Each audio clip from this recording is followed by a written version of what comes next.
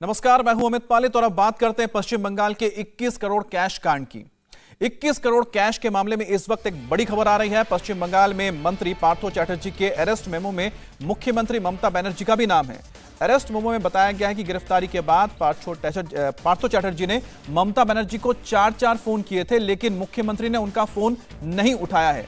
तो ये बड़ी बात सामने आ रही है। अरेस्ट मेमो के मुताबिक 23 जुलाई को रात 1:55 पर ईडी ने पार्थ चैटर्जी को गिरफ्तार किया था, जिसके बाद पार्थो चैटर्जी ने पहली बार तड़के 2:32 पर ममता बनर्जी को फोन किया, फिर दूसरी बार तड़के 2:33 पर और तीसरी बार तड़के 3:37 पर ममता बनर्जी को फोन किया गया, लेकिन ममता बनर्जी ने फोन नहीं उठाया।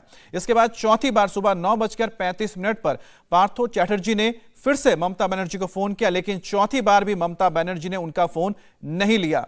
तो 4 बार फोन किया गया पार्थो चैटर्जी की ओर से जब ईडी उनके खिलाफ कार्रवाई कर रही थी ममता बनर्जी को। और यही वजह है कि जो अरेस्ट मेमो में है उसमें जिक्र किया गया है ममता बनर्जी का कि 4 बार गिरफ्तारी के बाद फोन किया गया था ममता बनर्जी को, और सुबह 1:55 पर फोन किया गया और उसके बाद सुबह 9 बजे तक ये फोन होते रहे। ईडी की ओर से पार्थो चैटर्जी के अरेस्ट मेमो में ममता बनर्जी का नाम है। आखिर अरेस्ट मेमो होता क्या है, यह आपको हम जरा समझाते हैं। दरअसल अरेस्ट मेमो एक कानूनी प्रक्रिया है।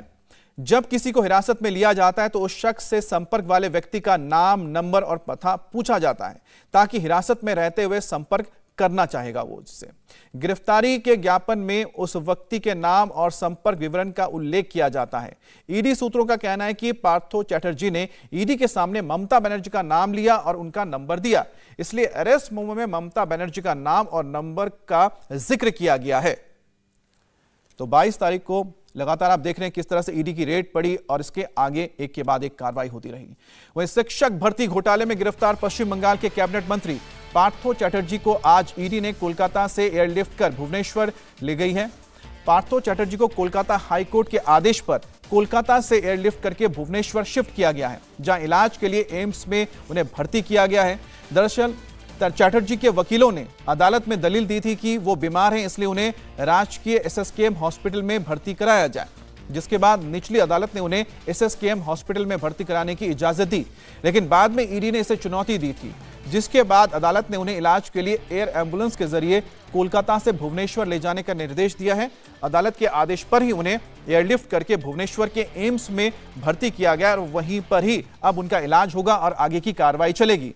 आपको बता दें कि पार्थो चैटर्जी का जो पूरा मामला सामने आया है, ये 2014 से ही लगातार ये मामला बनता रहा, जिसके बाद जब West Bengal school service exam के लिए तमाम चीजें हुई थी, उसके बाद कई सारे ऐसे स्टूडेंट्स थे जिन्होंने कहा था कि उनका मेरिट में नाम होने के बावजूद, उनके पास मार्क्स ज्यादा होने के बावजूद उनको नौकरियां नहीं मिली है और दूसरों को नौकरी की मिली। और उसके बाद ये मामला हाईकोर्ट पहुंचा और हाईकोर्ट में जब ये मामला पहुंचा तब जाकर ये सारे कलई खुली है कि आखिरकार किस तरह से इस पूरे मामले में घोटाला हुआ है। हमारे साथ संवाददाता मनीष भट्टाचार्य जुड़ गए।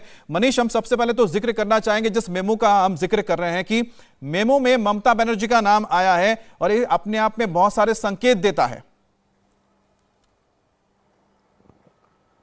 देखिए, बिल्कुल मेमो में ममता बनर्जी का नाम आया है और ये पता भी लगा है कि पार्थो चैटर्जी ने ममता बनर्जी से बात करने की कोशिश की है, 4 बार कॉल भी किया है। इतना ही नहीं है कि लगातार जो ईडी सवाल जवाब कर रहा था पार्थो चैटर्जी से, तो पार्थो चैटर्जी जांच में किसी तरीके का सहयोग नहीं कर रहे थे, ईडी को धमकाते हुए भी मिले थे।